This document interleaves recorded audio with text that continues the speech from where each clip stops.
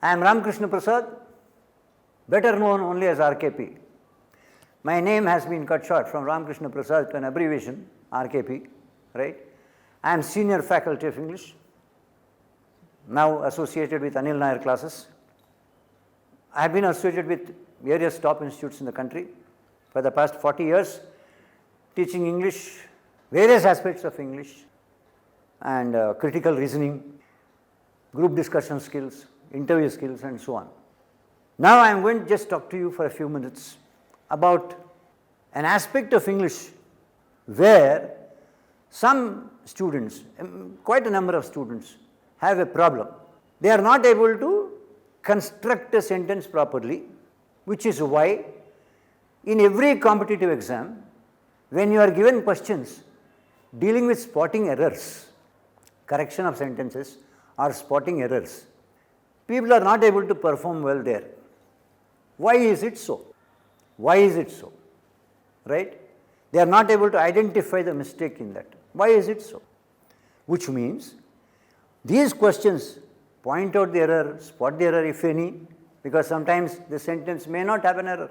And there is an option also, no error. If there is no error in the sentence, please mark this option. Okay. So, please understand this. These questions, spotting errors or correction of sentences, they are associated mostly with grammar. Grammar.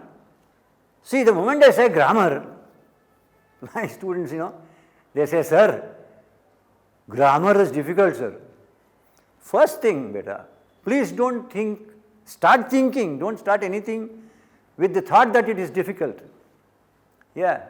Come on, man, I want to learn. I will learn. Finished. End of the story. Okay. How to learn, that is where we come in. Okay. My experience of 40 plus years, teaching more than 60,000 students, right, from CAT to all kinds of exams in the country, for bank officers, banking clerks, whatever, wherever there is English, right. I taught everywhere, across the country. So, I am reasonably good at English, definitely good at English, and good at Hindi, and definitely my mother tongue, Telugu, right. Other languages, some of them I can just pick up a few words, that's all. But I cannot speak in Tamil, or I cannot speak in Malayalam, I cannot speak in Kannada, fundamentally because I don't have the vocabulary, number one. Secondly, I don't know the grammatical rules that are applied in those languages. See, anytime, please understand this, I am not saying this simply to encourage you or pat you on the back. Kindly understand this. Learning English grammar is far easier when compared to learning the grammar of Indian languages. Yes, the grammar of Indian languages is quite complicated, starting from Sanskrit to any language. Whereas English is not like that. How is it that people, they're afraid of this language? I can't understand even now. See, the point is, you need a sense of direction, that's all.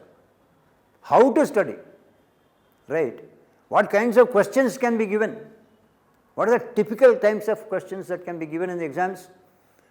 How to handle those questions, for which, when related to grammar, all words that exist in English language just come under parts of speech. Yeah? That's all. Parts of speech. Any word. There are 8 parts of speech. Right? That's all. Every word comes under some part of speech or the other. But when you don't have that basics knowledge, the basic knowledge of the use of different parts of speech, rules guiding the use of the parts of speech, if you don't know the rules properly, and if you can't apply the rules, and if you don't know, naturally you cannot apply the rules. So, that is where we come in. English grammar is very simple. I am going to take all the classes of English. Any aspect of English I am going to teach personally here with Anil Nair classes. So, kindly understand this. My long experience has taught me to learn simpler methods to make the younger generation understand. Right. See, The problem is, basic issue I will tell you, no one can think in a foreign language. I may be able to speak to you now fluently in English, but my thought process, will not be in English. My thought process will be in my mother tongue, in Telugu. And then we translate it into English. But when we translate, we should follow the rules of English grammar. You cannot translate as it is, from Indian languages. This is the first problem, right? There is a lot of difference between saying, you are lying with me and you are lying to me. Prepositions, prepositions, right? So, why can't I say that?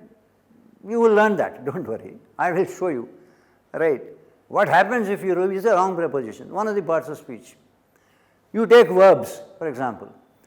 There are different tenses, right? Okay.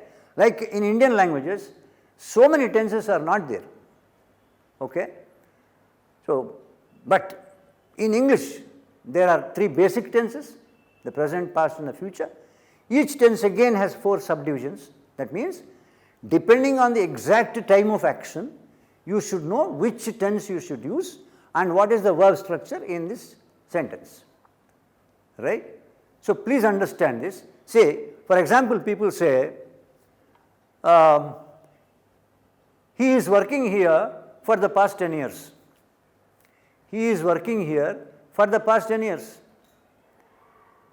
This sentence is wrong because the tense is wrong.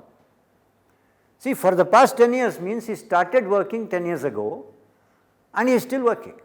So, you are supposed to say he has been working here, present perfect continuous tense, for the past 10 years, like this. So, simple aspects, right, of grammar, if you become good, see better, it is like this. If the foundation is strong, the structure, the building will stand. If the foundation is weak, the building is going to fall, right. So, certainly you must know that knowledge of grammar, basic grammatical principles is necessary to structure a sentence. See, what do we need in a sentence? Correct sentence structure and proper use of words. Sentence structure should be correct and correct words should be used depending on the meaning of the sentence. Okay. So, these 2, vocabulary 1, grammar 2, these 2 put together can make you communicate well in English language, right. You please understand this. You should only speak correct English. Correct English. That's all. Right. Don't get carried away by the so-called English that is spoken nowadays. Right. Please understand this. That's not formal language. Right. People, they just make sounds and they shrug shoulders and whatever, and then they sound stylish. Right. But the language, if you analyze that, my boys and girls, when they come and talk to me, right, that's what I tell them. Don't try to imitate, Americans, Australians or West Indians or whoever. No, learn correct English, finished, right. There is only one English, correct English, okay.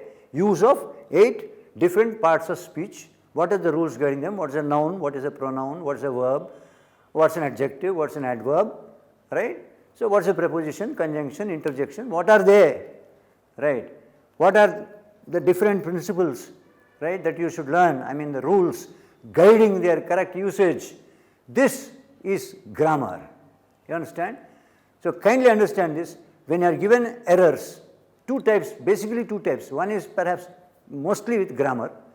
Second is wrong word is used, right. So, if you talk to people and use a wrong word also, your intention is different, but what they understand will be different. Okay? So, please understand this.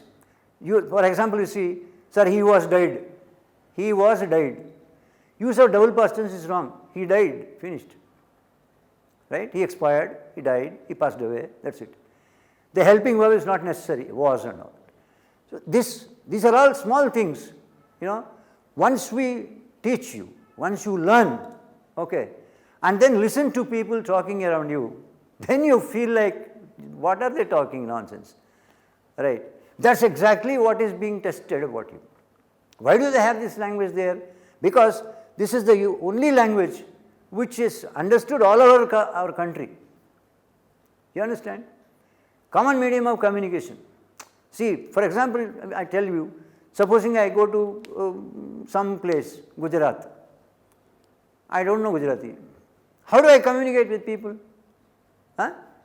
So, I must make correct sentences. Na? I should not talk as I please, because the other person knows English. So, we will train you. I will teach you the simplest ways. No issue at all. Don't be afraid. Right? But remember, our teaching is one side of it. Your effort and the interest you put in is the other side of it. These two together will lead you towards success. Is that clear? So, please understand this. Right? Just 8 parts of speech. You are a happy person. You understand? Once you learn them, which we will teach definitely, right? Every minute thing I will teach you, no issue, right? And I know how to make it very simple so that you understand. First, don't be afraid of this language. Come on, I am an Indian. Think about it. No Indian should say, sir, I can't do it. No, no. Of course I can, but show me the way. We will show you the way, and you put in the effort. Okay?